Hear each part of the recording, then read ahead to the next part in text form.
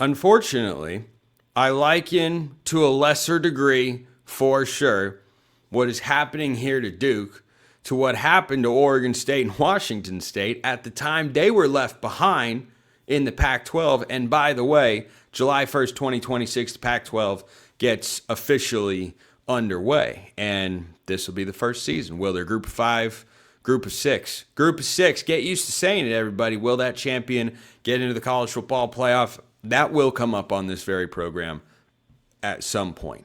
But the reason that popped into my head, because of this whole Mensah situation and what's unfolded over the last couple days, Duke has a transfer target in mind who, surprise, surprise, is waiting to hear on a waiver as to whether or not he's going to be able to play. Winston Eget from San Jose State has started the last couple of years, didn't play a ton for 2 of his 5 seasons of college football.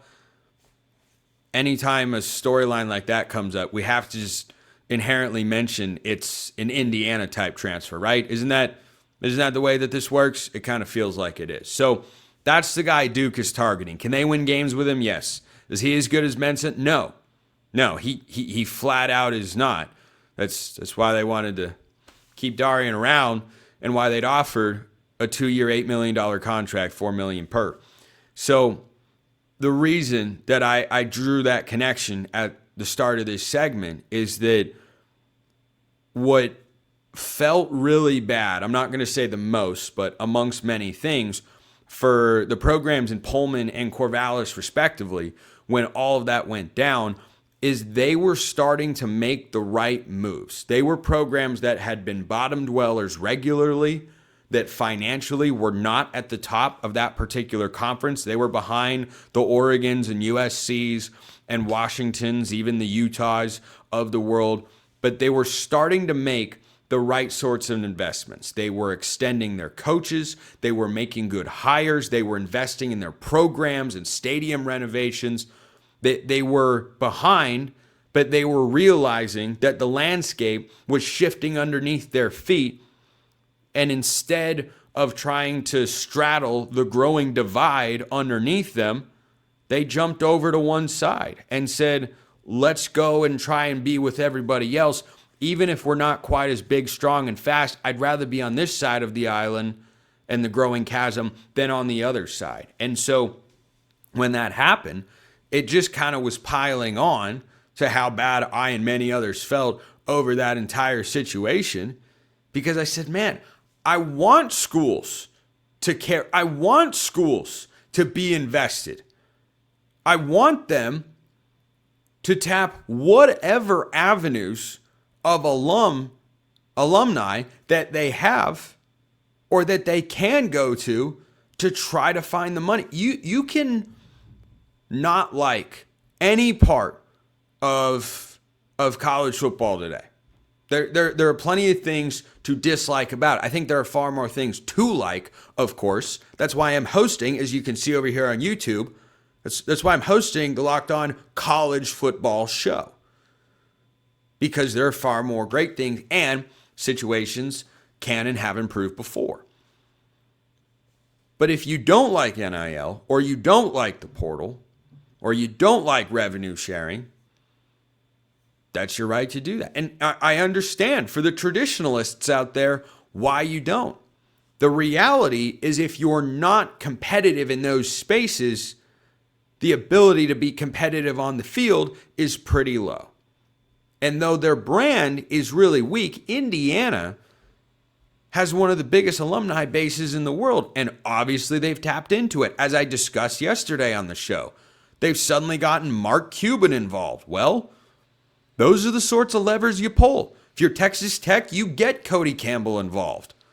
Oregon didn't put a stiff arm to Phil Knight's involvement with the university, and however many other examples there are across the country, except for Rutgers, which is like $500 million in the hole or so, apparently. I mean, yikes, the grass is not always greener when you leave a conference. Rutgers should have either worked to keep the Big East together or just stayed or gone to the ACC. Anyway, that's not what I'm here to discuss.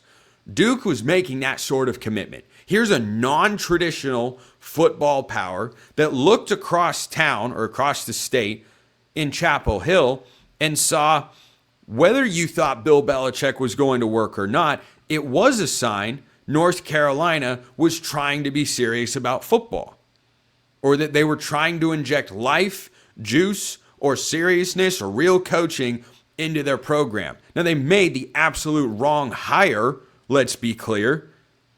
I don't think the move was simply a PR stunt. Even if it was, though, that's still an attempt to get yourself on the psyche and in the minds of the college football public, including, but not limited to, high school and transfer portal recruits.